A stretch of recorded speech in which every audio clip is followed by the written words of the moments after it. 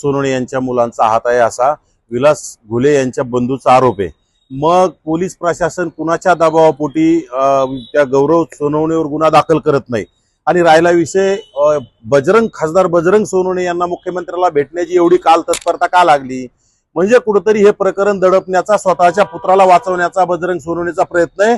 ज्या बजरंग सोनवणेनी कुठेतरी देशमुख प्रकरणामध्ये अतिशय अकांड तांडव करून निष्पाप लोकांवर आरोप केले, त्या बजरंग सोनवणेचा मुलगा जर ह्या प्रकरणामध्ये गौरव सोनवणे गुंतत असेल तर त्याला तात्काळ अटक केली पाहिजे। कारण त्याची सीडीआर तपासण्याची आणि पोलीस प्रशासन म्हणतंय तो दोषी नाही, पोलीस प्रशासनाने आणखी त्याची सीडीआरच तपासली नाही तर तुम्हाला तो दोषी आहे किंवा नाही हे तुम्ही कसं सांगू शकता।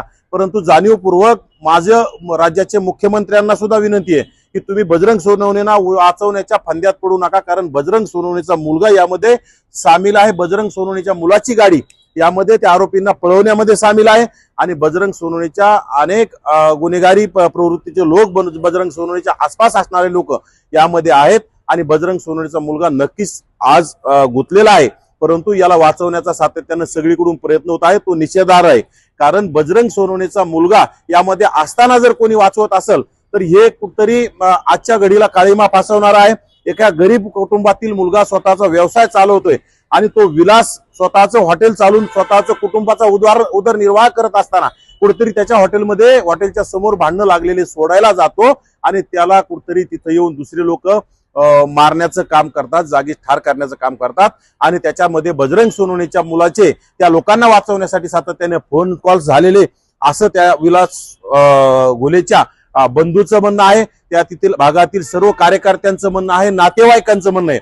मग पोलीस प्रशासन कुणाच्या दबावापोटी आहे? पोलीस प्रशासन देशमुख प्रकरणात वेगळा न्याय देतं आणि विलास घुले प्रकरणात जात पाहून वेगळा न्याय देण्याचं काम करत असेल तर हे आम्ही खपून घेणार नाहीत। राज्यामध्ये येणाऱ्या काळात आम्ही याचा छडा लावल्याशिवाय स्वस्थ बसणार नाहीत।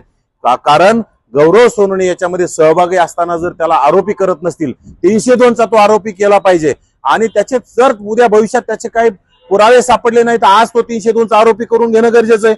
आज तुम्ही एखाद्या गरीबांवर जर आरोप केल्याच्या नंतर त्यांच्यावर तुम्ही 302चे गुन्हे दाखल करता, एखाद्या व्यक्तीने सांगितले यांनी मला मारलं त्याच्यावर मारहाणीचा गुन्हा दाखल करता, परंतु हे कुटुंबीय सांगतं, त्या मयत विलास घुलेचा भाऊ सांगतोय की बजरंग सोनवणेच्या मुलाचा याच्यामध्ये हात आहे। कारण की विलास घुले यांनी मरणाच्या अगोदर त्याच्या भावाला हे सगळी हकीकत सांगितलेली असताना हे सगळं सांगून सुद्धा जाणीवपूर्वक खासदार बजरंग सोनवणेच्या मुलाला वाचवण्याचा प्रयत्न होत असेल तर हे चुकीचं आहे आणि हे आम्ही खपून घेणार नाहीत। तात्काळ बजरंग सोनवणे यांच्या मुलाला अटक झाली पाहिजे, त्यांच्यावर तात्काळ कारवाई झाली पाहिजे आणि त्याच्यामध्ये कोण कोण दोषी आहेत यांच्यावर तात्काळ कारवाई झाली पाहिजे। बजरंग सोनवणेच्या मुलांनी जी गाडी दिली आरोपींना फरार होण्यासाठी, ती गाडी सुद्धा तात्काळ पोलिसांनी ताब्यात घेतली पाहिजे आणि दूध का दूध पाणी का पाणी समोर आणून या गरीब कुटुंबाला न्याय देण्याचं काम करावं, अन्यथा पोलीस प्रशासनावर कोणाचाही विश्वास राहणार नाही, राज्याच्या गृहमंत्र्यावर, राज्याच्या मुख्यमंत्र्यावर विश्वास राहणार नाही। कुठेतरी बजरंग सोनवणे तुम्हाला तत्परतेने येऊन भेटतात आणि प्रकरण दाबण्यासाठी विनंती करत असतील आणि प्रकरण दाबण्याचं काम जर होत असेल तर हे मुख्यमंत्री महोदय तुम्ही ओबीसी आमचा डीएनए म्हणून ओबीसीचा गळा घोटतच आलात, परंतु आता पुन्हा तुम्ही ओबीसीच्या विरोधात भूमिका घेत असाल तर हे ओबीसी कदापि खपून घेणार नाही।